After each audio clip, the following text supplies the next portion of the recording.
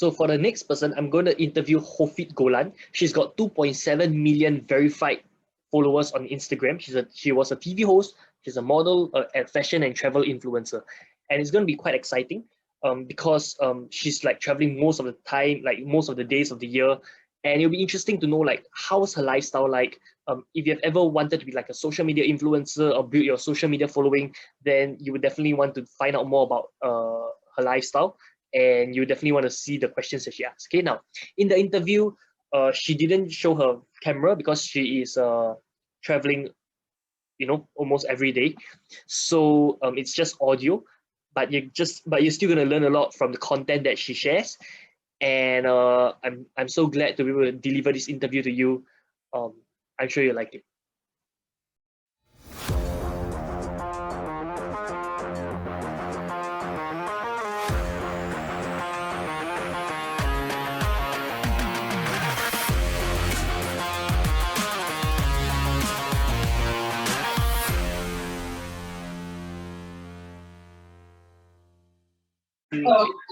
What's up? This is Alaric Ong, and today I'm with Hofit Golan. And Hofit Golan is a TV host, model, fashion and travel influencer with over 2.7 million verified followers on Instagram. And she's also the winner of Lifestyle Influencer of the Year. So welcome to the show, Hofit. Hi, thank you for having me. Great. Hofit, maybe you can share more about your entrepreneurship journey. How do you become a fashion and travel influencer? Well, I was a TV host for many, many years and been working with massive fashion brands and for my TV shows. So kind of like the influencer stuff, the social media came as a side effect of all of that later on. But I've been doing this for over 20 years. Okay. So and how do you manage to get that? Cool. So how do you manage to get like 2.7 million followers? How long did that take? And do you have any growth strategies that you used? Hold on a second, so I'm getting an incoming call. I think a lot of them came on the back of my TV show, and I work with a lot of influencers. I travel to cool destinations. I go to cool events, and I think that people enjoy the content, and it kind of was born off the back of that. So when you were younger, do you ever think that you were going to be a fashion and travel influencer like you are today? When I was younger, influencers didn't exist, so I certainly didn't think I was doing that. Yeah, but do you know that you were going to be a lawyer since young? I thought I was gonna be a lawyer. Okay.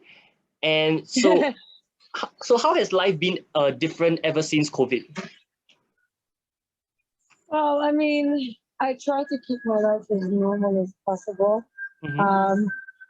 COVID definitely put a halt and break on a big part of my life, which is the fashion week and award shows and all the things that we have gotten used to doing that my contracts revolve around. That kind of all came to a stop. And I think it's slowly coming back, but I don't know that it will be the same for quite some time. But I mean, I found a system that made it survivable, if you will. And I love to travel, and I found ways around it. I think if there's a will, there's a way. I found new adventures to have, new businesses to create, new opportunities to focus on, and to still maintain life as normal as possible. I still traveling nonstop.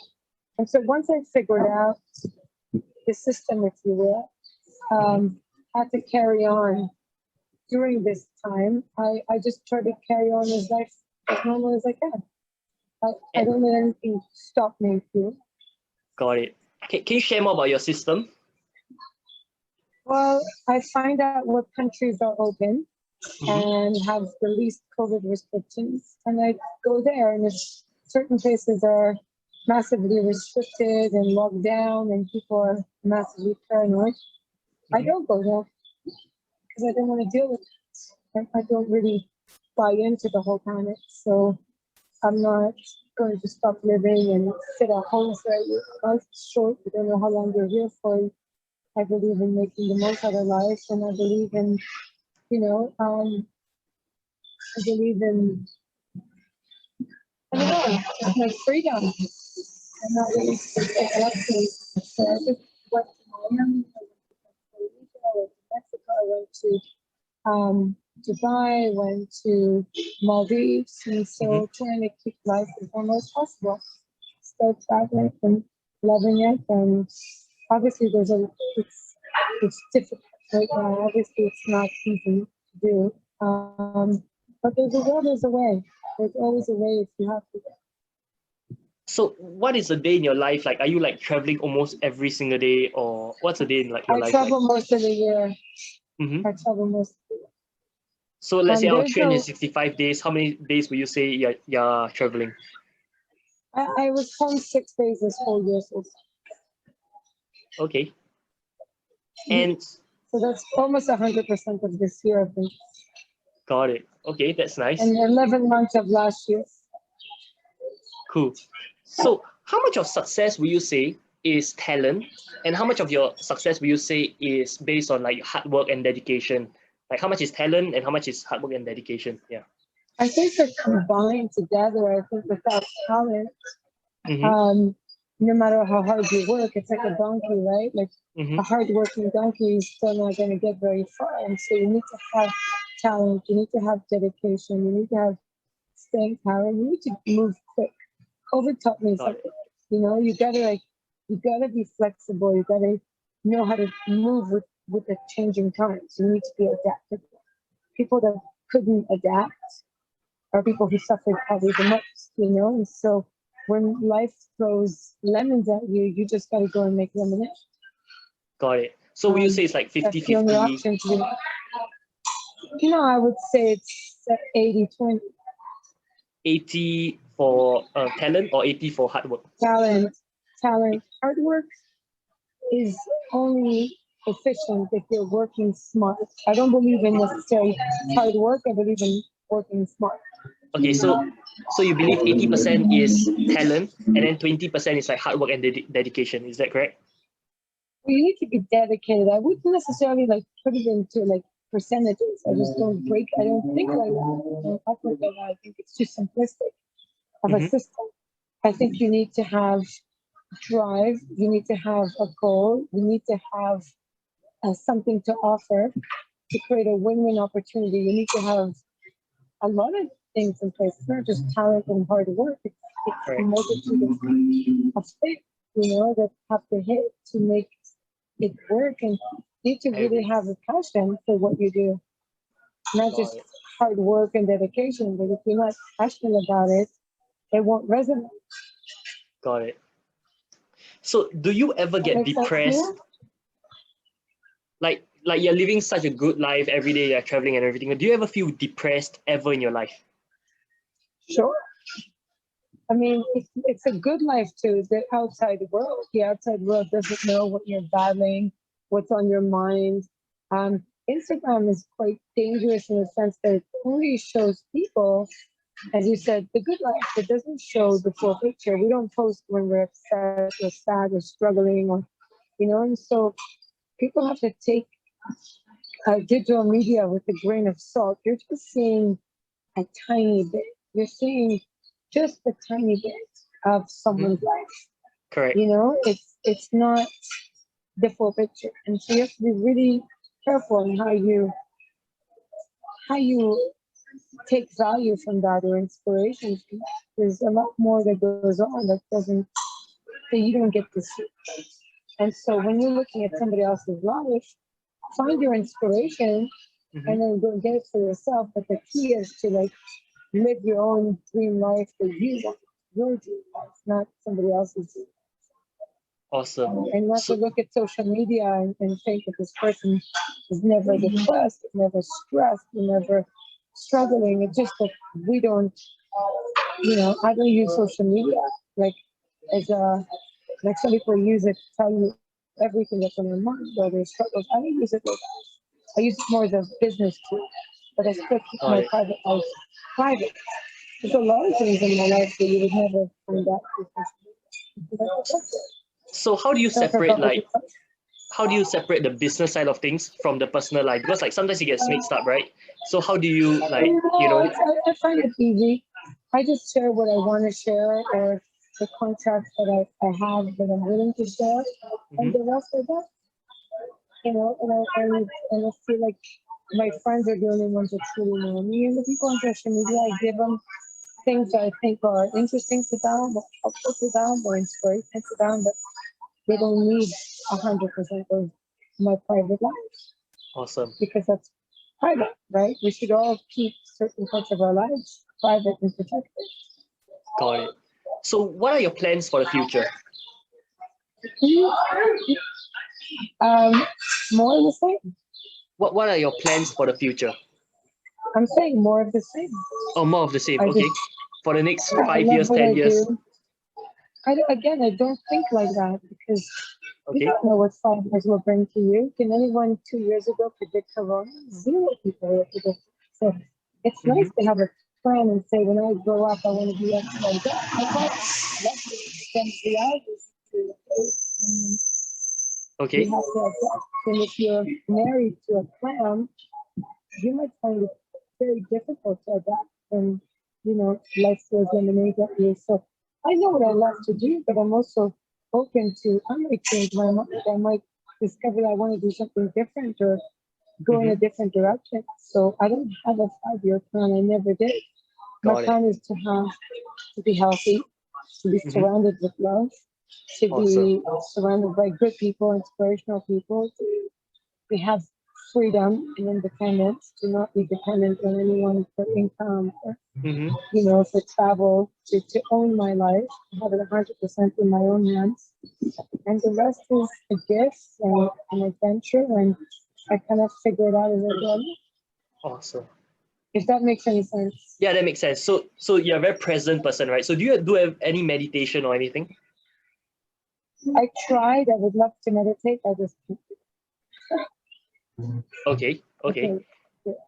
And so tell me more about the causes that you champion for, like the animal causes and all this kind of stuff. Yeah. Well, I love animals, and I work with the Humane Society against cruelty for dogs and cats with like Yulin Festival and dog meat and cat meat, which is horrific. I would love to do more against whaling and dolphin hunting and overfishing. I'd love to do more for ocean cleanup and environmental protection.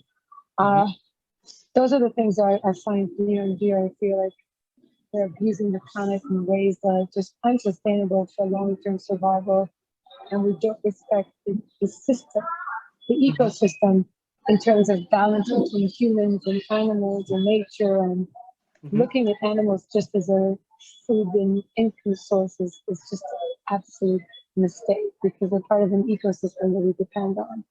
For example, bees. We lose bees' lifespans in 4 years. And so there's things that,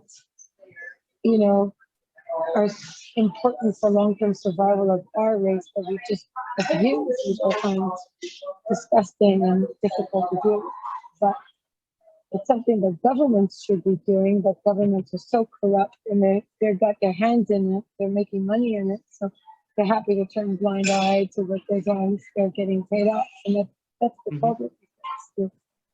It's when people make money off of something, the greed blinds everything else. And so that's the challenge that we're facing in short-term thinking of money and not understanding the long-term repercussions. I mean, the environment is something, it's our home, right? Without a home, where do we go?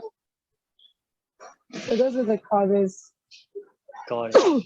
Excuse me. Awesome. That I care about. So last question, what are 3 tips that you would share with anyone who wants to build a following on social media? I mean, social media is a reflection of some form of talent or lifestyle or ability you have. It's no different than a TV show, a movie, a magazine, a radio. So you're either entertaining or educating or shocking, right? But I don't condone the shocking content. So if you're educating, then give something to someone that they want to learn, whether you're doing food vlogs or exercise vlogs or fashion vlogs or lifestyle travel vlogs or, cool hacks. So people will get value or entertain if you're creating content that's funny or interesting or inspirational or aspirational, then people are going to follow you. They're going to follow you through providing something that they find benefit, right? So why would you watch a TV show? You watch it because you're entertained by it, or you learn something, or it touches you in a way that makes you want to see more. And so a following is creating content where your followers also want to see more from you. Mm-hmm. If they engage them, you have to understand what you have to offer, and you have to understand why they're with you, and continue to provide that kind of content. Got it. Awesome. So if people want to follow you, where should they find you? What are your social media handles? It's just, you have it. It's Hofit Golan official. I'm mainly active on Instagram. I'm also a little bit active on Clubhouse. Mm-hmm. And that's really it. Awesome. I'm going to put the links of all your social media handles on, like your Instagram, your Facebook, and Twitter. I'm going to put them in the description. So thank you so much for being on the show. Sorry? Yeah, I'm not very active on Twitter.